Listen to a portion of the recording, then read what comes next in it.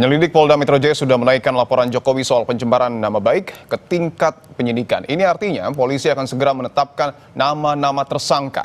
Kita akan bahas hal ini, saudara, bersama terlapor kasus dugaan pencemaran nama baik Jokowi yang sudah hadir di studio. Ada Bung Roy Suryo, lalu ada Presiden Petisi Ahli yang juga sudah hadir. Di studio ada Bung Pitra Romadoni dan juga Guru Besar Fakultas Hukum Universitas Pelita Harapan, Profesor Jamin Ginting yang sudah tersambung melalui sambungan Zoom, tetapi kami masih menunggu kehadirannya, saudara. Ya. Bung Roy, Bung Pitra, selamat petang. Apa kabar? Petang juga pemirsa Kompas TV. Saya ingin langsung tanyakan ke Bung Roy Suryo. Ya. Bung Roy, setelah Polda Metro Jaya menetapkan pelaporan Pak Jokowi ke tingkat penyidikan, apakah hal ini membuat Anda gentar? Karena tidak main-main, Anda berpotensi menjadi tersangka. Enggak apa-apa, enggak, lihat saja kalau gentar kan sudah bisa kelihatan. Alhamdulillah Dr. Resmond, saya, Dr. Tifa, dan semua itu kita tetap setia mengedepankan kejujuran dan fakta. Perkara nanti apakah Polda Metro akan meneruskan dan menyidik, ya itu tugas mereka. Kita harus hormati juga, dan tugas dari para penyidik itu adalah menerima dan mengupayakan sesuai dengan mungkin keinginan dari pelapor, tapi jangan lupa kita juga punya hak yang sama. Jadi di dalam hukum itu kan statusnya semua orang sama, dan kita juga bisa lihat nanti fakta-fakta apa yang bisa kita ungkapkan, kemudian apa yang bisa digali, karena sebenarnya masyarakat juga bisa menilai kok gitu, fakta-fakta apa yang sudah terungkap dan kelucuan atau keganjilan apa sampai ke level kalau tidak hanya di Polda, tapi sampai kemarin di Bareskrim yang kita sajikan kemarin pada saat gelar perkara khusus. Oke, artinya hal ini juga kemudian akan ataupun tidak akan mengurangi tekad Anda untuk membuktikan tudingan Anda? Insya Allah tidak. Kita tidak akan takut ya, karena ini andai pun misalnya kami dilakukan, ya apakah itu namanya perkayasaan atau apa sesama umat manusia, ini hanya hubungan manusia saja, hablum minanas. Ya, kita yang lebih penting itu kejujurannya, hablum minallah. Kita yang dengan yang di atas, dan saya percaya penuh sebenarnya fakta-fakta itu atau bukti-bukti itu sebenarnya loud and clear ya, hanya saja mungkin perlu waktu untuk kemudian membuktikan ke depan masyarakat yang masih harus berpikir. Ketika nanti Polda Metro Jaya akan memanggil Anda di tahap penyidikan ini, Anda siap datang? Oh siap. Pasti ya, kan namanya nanti bukan undangan lagi tapi panggilan. Apakah nanti di panggilan pertama atau panggilan kedua, saya juga tunggu rekomendasi dari para ahli-ahli kuasa hukum kami untuk memberikan advice mana yang terbaik. Oke, saya ingin ke Bung Pitra. Bung Pitra, bahwa seperti yang tadi kita sudah bahas, polisi ataupun Polda Metro Jaya sudah meningkatkan status pelaporan Pak Jokowi menjadi penyidikan. Apakah hal ini sudah tepat? Unsur apa yang sebenarnya terpenuhi menurut Anda? Saya kira sudah 2 bulan lebih penyidik melakukan penyelidikan ya untuk menemukan adanya bukti dugaan tindak pidana atas persoalan ini. Ini antara Polda Metro Jaya dengan Mabes Polri adalah 2 hal yang berbeda. Betul. Dengan pasal yang berbeda juga. Yang pertama yang di Mabes Polri terkait dengan ijazah ya. Terus yang di Polda Metro Jaya itu terkait dengan pencemaran nama baik. Jadi 2 hal yang berbeda yang harus dibuktikan. Nah, di dalam laporannya Pak Jokowi ya, kita melihat bahwasannya laporan polisi itu terkait dengan pencemaran nama baik, pasal pokoknya yang dijuntokan pasal 32 yaitu pengubahan data elektronik yang ancaman pidananya 9 tahun penjara. Sesuai dengan prosedur hukum yang berlaku ya, di dalam KUHP kita apabila memang adanya dugaan tindak pidana, maka perkara tersebut ditingkatkan ke tahap penyidikan. Nah, tinggal satu proses lagi, terlapor dipanggil 1 kali lagi, baru adanya penetapan tersangka untuk melengkapi BAP penyidikan. Nah, perbuatan tersebut yang dilakukan oleh terlapor tersebut tentunya harus dipertanggungjawabkan di mata hukum. Karena apa? Karena kita melihat bahwasannya para terlapor ini telah menuduh secara langsung, tidak ada katanya dugaan, asas praduga tidak bersalah, presumption of innocence. Sehingga apabila memang kita sudah menuduh, berarti kan kita sudah menghakimi seseorang. Sehingga apa yang kita tuduh tersebut harus dipertanggungjawabkan secara hukum. Nah, persoalannya adalah kita menuduh ijazah ini palsu, padahal fisiknya saja kita belum lihat. Nah, berdasarkan gelar perkara khusus yang kemarin, bahwasannya Mas Roy Suryo, Pak Resmond dan lain, mereka lebih mengedepankan, saya lihat data itu data ELA katanya, error level analysis. Kalau ELA ini kan pemeriksaan dokumen elektronik, bukan dokumen analognya ataupun fisiknya. Ini yang menjadi persoalan gitu. Sama halnya seperti kita memegang benda cair seperti air ya, kita tidak bisa merasakan itu panas atau dingin kalau kita pegang. Tapi kalau cuma dipoto saja, itu kan kita tidak bisa menelitinya seperti itu. Saya ingin tanyakan, artinya analisa dari Bung Roy Suryo terkait dengan ijazah Pak Jokowi dengan uji ELA, termasuk juga tudingan ijazah Pak Jokowi palsu, apakah ini kemudian dapat dikatakan bahwa ini penghasutan dan fitnah? Oke, berbicara konteks penghasutan, tentu harus kita lihat dulu unsur delik daripada perbuatan tindak pidana penghasutan tersebut. Yang pertama, apa yang dihasut dan siapa yang terhasut, kan gitu. Nah, kalau memang tuduhannya itu... Menurut Anda apa yang dihasut? Atau apa yang mungkin yang difitnah? Kalau muatan daripada penghasutan ini yang pertama adanya provokasi. Sehingga membuat kegaduhan di tengah-tengah masyarakat. Tinggal nanti penyidik akan melihat apakah ada kegaduhan yang timbul setelah dilakukannya contohnya konferensi pers besar-besaran terkait dengan tudingan ijazah palsu ini. Ini yang menjadi problem serius gitu loh. Saya langsung ingin tanyakan, Anda disebut memprovokasi publik, ada preskon, ada upload media yang kemudian sangat masif. Tanggapan Anda? Ya, ini lucu ya. Karena sebenarnya kalau dikatakan menghasut, pasal itu juga sudah ada putusan MK, Mas Dimas. Putusan MK, jadi itu bukan delik formil lagi, tapi delik material. Dan jangan salah, delik materialnya adalah harus ada korban yang merasa terhasut dan kemudian itu menimbulkan gerakan. Jadi bukan dibalik, bukan kemudian adanya rekayasa demo di Malang, di Solo, di depan Polda, yang kemudian mereka malah menyerang saya. Lah itu kebalik pemahamannya. Harusnya demo itu orang-orang yang kemudian menyerang siapa yang merasa terhasut, kemudian menyerang apa yang saya hasut. Gitu ya. Jadi yang namanya dihasut itu juga pasti harus dipelajari lagi. Ini adalah statement ilmiah. Ya betul tadi kata Mas Fitra, ya bahwa yang dipresentasikan itu adalah elektronik. Ya karena pasal yang dituduhkan di pasal 32, 35 itu adalah dokumen elektronik gitu loh. Tapi sebenarnya sekarang soal dokumen elektronik dan dokumen biasa itu santai aja, biasa aja Mas Dipo. Kita sekarang kalau meriksa sidik jari, ini ilmunya daktiloskopi namanya ilmunya. Ya saya juga belajar di situ. Kan nggak mungkin lagi sekarang meriksanya pakai cara-cara kuno manual, ditempel dulu kemudian dilihat pelan-pelan. Sekarang udah masukkan aja ke komputer, itu analisa elektronik dan kemudian clear. Jadi sekarang adalah ini kemajuan zaman. Jadi artinya puslap 4 pun juga pasti harus menggunakan analisa-analisa yang berbasis elektronik untuk juga meyakinkan meskipun dokumen itu yang katanya analog. Lucunya lagi, ketika gelar perkara khusus kemarin, jangankan kan mereka akan nyebut analog, jangankan yang analog, yang elektroniknya aja nggak dimunculkan, apalagi yang analognya. Artinya Anda membantah bahwa analisa Anda ini tidak berdasar karena yang harusnya dilakukan secara analog Anda lakukan secara digital. Nggak apa-apa, itu juga semua juga sekarang melakukan juga secara digital. Sekarang kalau orang mau men-tracing sesuatu juga perlakuannya digital. Ijazah itu pun harusnya di-scan dengan resolusi tinggi, kemudian diteliti. Kalau tadi dikatakan harus dirasakan, dengan foto pun kita juga bisa kok. Ada foto yang kemudian itu bisa menimbulkan misalnya thermalnya kayak apa, ya suhunya kayak apa. Ini zaman sudah abad ke-21, jadi kamera yang saya gunakan pun kemarin untuk memotret skripsi, itu bisa memotret kualitas kertas, namanya kertas kuno, kertas baru. Saya ingin ke, silakan Bung Fitra. Terkait dengan data elektronik tadi dan analog tadi, ini harus dilihat juga sumbernya itu didapat dari mana. Sehingga ada pasal Junto 55 di situ turut serta. Jadi sumber yang mengupload ini juga harus dilakukan pendalaman terlebih kalau perlu. Yang mengupload itu juga harus ditersangkakan. Karena apa? Karena tidak ada asap kalau tidak ada apinya. Yang mengupload foto ijazah pertama kali. Iya, itu kader PSI. Jadi namanya ini yang harus dilihat. Jangan juga istilahnya terputus di dalam Roy Suryo, Rismon dan lain-lainnya. Nah, tinggal lagi saya lihat juga kemarin si pengupload pertama itu Dian Sandi nih ya. Dian Sandi sudah diminta keterangan, sudah diperiksa. Nah, tentu kan harus dilihat juga motivasinya apa. Apakah ada pengubahan data elektronik di dalam penguploadan ijazah tersebut? Apakah ijazah yang diupload oleh Dian Sandi tersebut asli atau palsu? Di situ nanti akan kena pasal 32 Undang-Undang ITE dan pasal 35. Karena di dalam pasal 32 dan 35 Undang-Undang ITE terkait dengan menyebarluaskan data pribadi ya. Menyebarluaskan terkait dengan data elektronik, ada pengubahan juga di situ kan. Iya, artinya tidak sesuai lagi dengan aslinya, seolah-olah itu asli. Karena unsur pidananya seperti bunyinya dan ancaman pidana itu 9 tahun bukan di bawah 5 tahun. Maka dari itu ya saya kira proses hukum ini kita hormati dan kita hargai karena negara kita adalah negara hukum, Rechtsstaat, bukan negara kekuasaan. Saya ingin tanyakan Bung Mitra, karena tadi kan Anda menyebut sumber yang kemudian diupload di Twitter, dan ini menjadi hal yang kemudian digunakan oleh Bung Roy Suryo. Tepat nggak metodenya? Yang pertama dari segi delik pidana ya kita harus melihat adanya mens rea. Ya, mens rea itu kesengajaan daripada pelaku.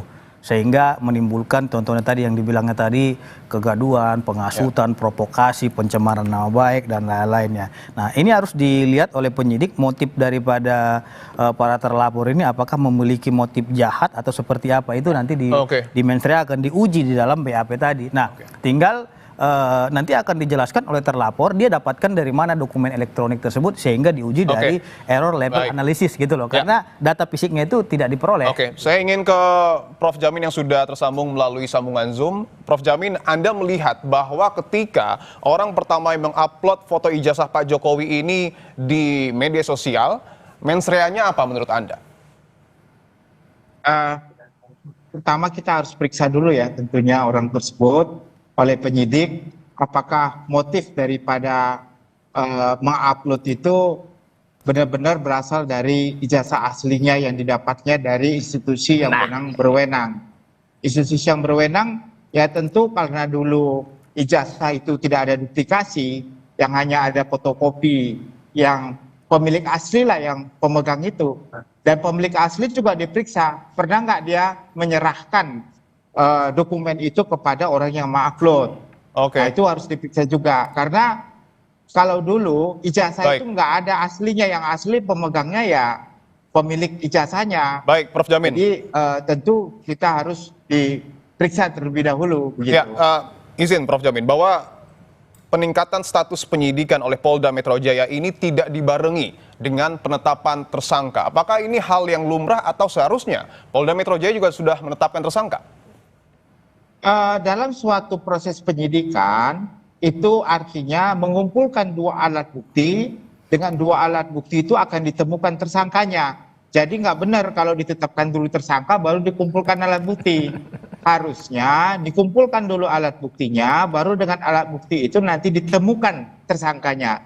Di hukum acara pidana itu begitu. Jadi tidak boleh menetapkan tersangka baru alat buktinya dimasukin. Saya sedikit mau menyampaikan ya, terkait dengan ijazah yang dijadikan tadi dianggap palsu dan segala macam. Tapi di Polda ini kan tadi dikatakan terkait dengan pencemaran nama baik dan Pak Jokowi yang langsung yang melaporkan tersebut begitu. Itu sudah pas. Yang pertama. Yang kedua adalah sarana elektronik tadi Pak Suryo sudah menyatakan putusan MK, kegaduhan secara elektronik bukan lagi sebagai dasar pidana. Jadi nggak bisa. Harusnya adalah kegaduhan yang benar-benar nyata, yang material, yang nyata di tengah masyarakat. Itu pun harus ada sebab akibat ya, di mana kegaduhan itu apakah benar terjadi karena hasutan di media sosial, tapi bukan kegaduhan di media sosial. Yang ketiga, peningkatan penyidikan ini berarti pertama Polda menyatakan ada peristiwa pidananya yang pasti. Nah, dari peristiwa pidana itulah maka akan ditemukan minimum dua alat bukti. Apakah dua alat bukti itu cukup atau tidak? Nanti kalau sudah ada penetapan tersangka baru bisa diuji di pra-peradilan. Ya, apakah dua alat bukti itu cukup nggak untuk menetapkan tersangkanya? Tapi sekali lagi terkait dengan dua alat bukti itu jangan asal-asalan ya. Itu harus benar-benar alat bukti yang sesuai dengan pasal yang disangkakan terhadap pelakunya tadi gitu. Baik, dua alat bukti ini harus segera ditemukan oleh Polda Metro Jaya untuk menetapkan tersangka. Kapan waktunya? Ini akan kita bahas, saudara. Usai jeda, tetaplah bersama kami di Kompas Petang.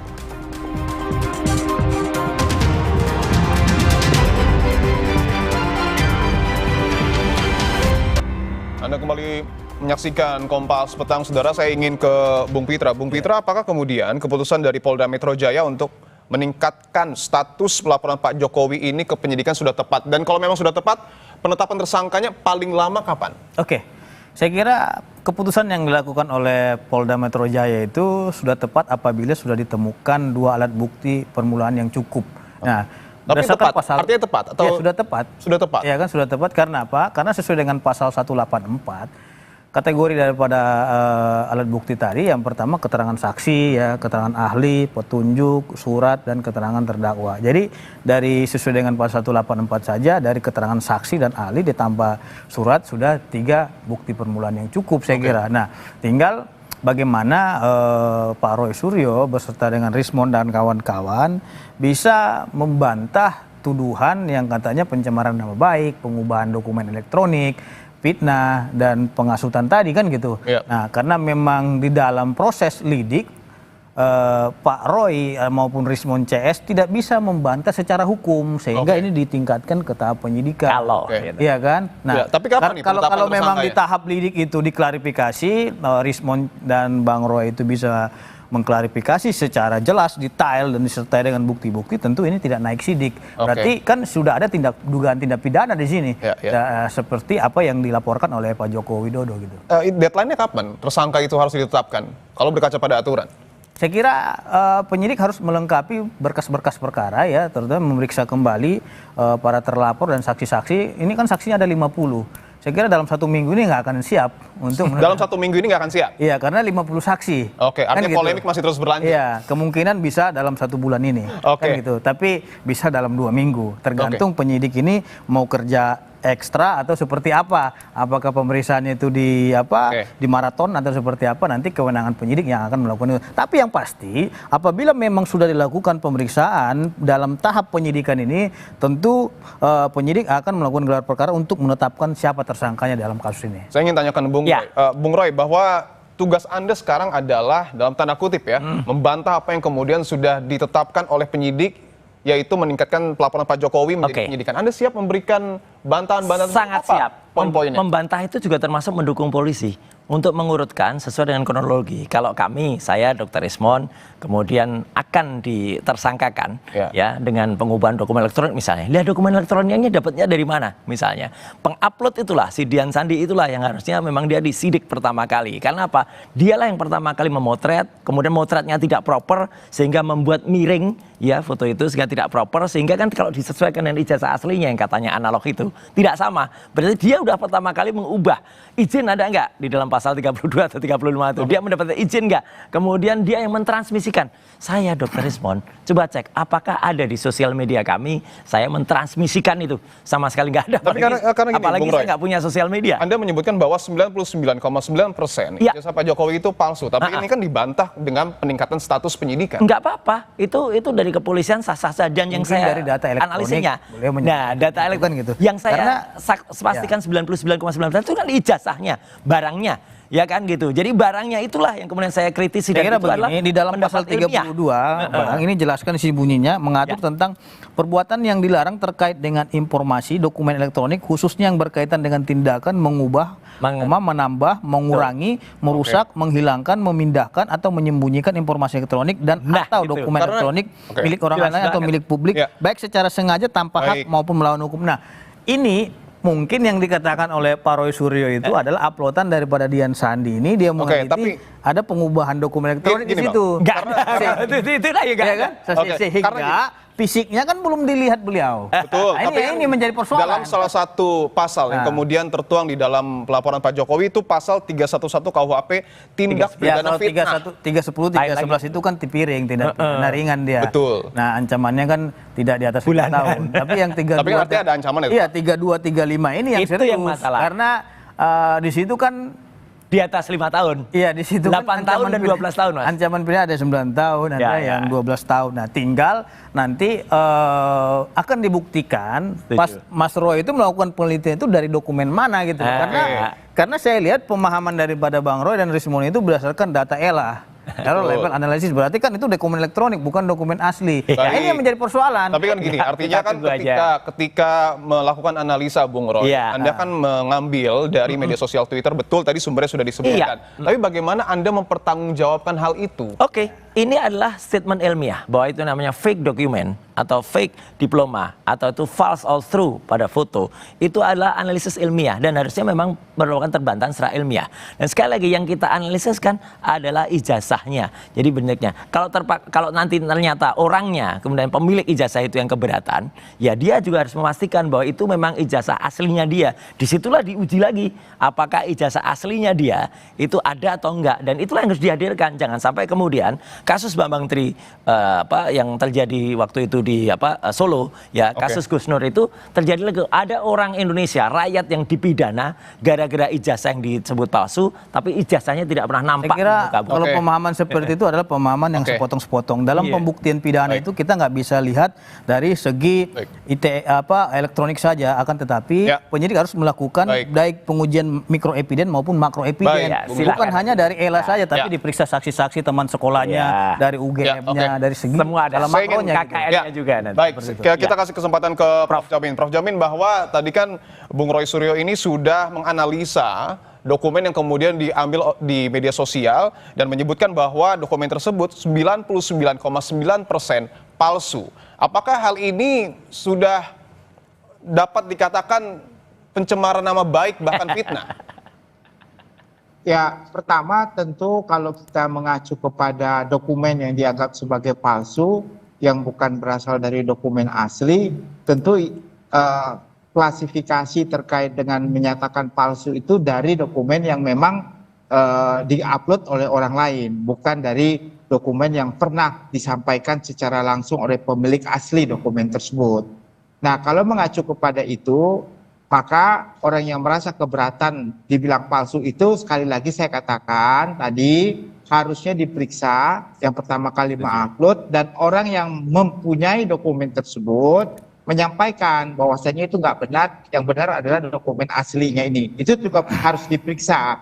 Nah, setelah diperiksa, kalau nanti ternyata apa yang diupload itu memang benar-benar palsu, maka kasus ini close. Nggak ada lagi, karena memang benar-benar yang diupload itu adalah palsu. Nah, tinggal apakah berdampak nggak terkait dengan pernyataan Pak Suryo dan teman-teman ini kepada orang tersebut ya, Pak Jokowi, dengan isu meresahkan masyarakat. Nah, kalau ada unsur meresahkan masyarakat bisa dinyatakan sebagai pelaku pidana. Tapi Bung Jamin. kalau tidak ada Prof. Jamin, meresahkan masyarakat tidak bisa begitu. mungkin ini terakhir Prof. Jamin, bahwa UGM juga sebelumnya sudah menyatakan bahwa ijazah ataupun Pak Jokowi ini adalah lulusan dari Universitas Gadjah Mada. Berseberangan dengan pernyataan Bung Roy Suryo. Pasal-pasal yang kemudian disampaikan oleh Pak Jokowi ini relevan tidak? Fitnah dan juga pencemaran nama baik tidak? Ya, tentu kalau terkait dengan pencemaran melalui media sosial, sama-sama kita ketahui itu nggak mungkin bisa masuk. Yang ada terkait dengan pencemaran nama baik itu 310, 311 mungkin bisa. Ya, 310, 311 bisa ya? Iya, tapi kalau pencemaran nama baik melalui media sosial, MK sudah menyatakan itu bukan suatu perbuatan pencemaran, karena nggak bisa dinilai secara material kegaduhan seperti apa di media sosial. Siap, terima kasih banyak Prof. Jamin atas jawabannya. Sebelumnya juga ada Bung Roy Suryo dan juga Bung Pitra. Kita berharap bahwa polemik ini segera berakhir ya. Karena tentu agar tidak gaduh di masyarakat. Terima kasih Bapak-bapak semuanya. Terima kasih, selamat sore.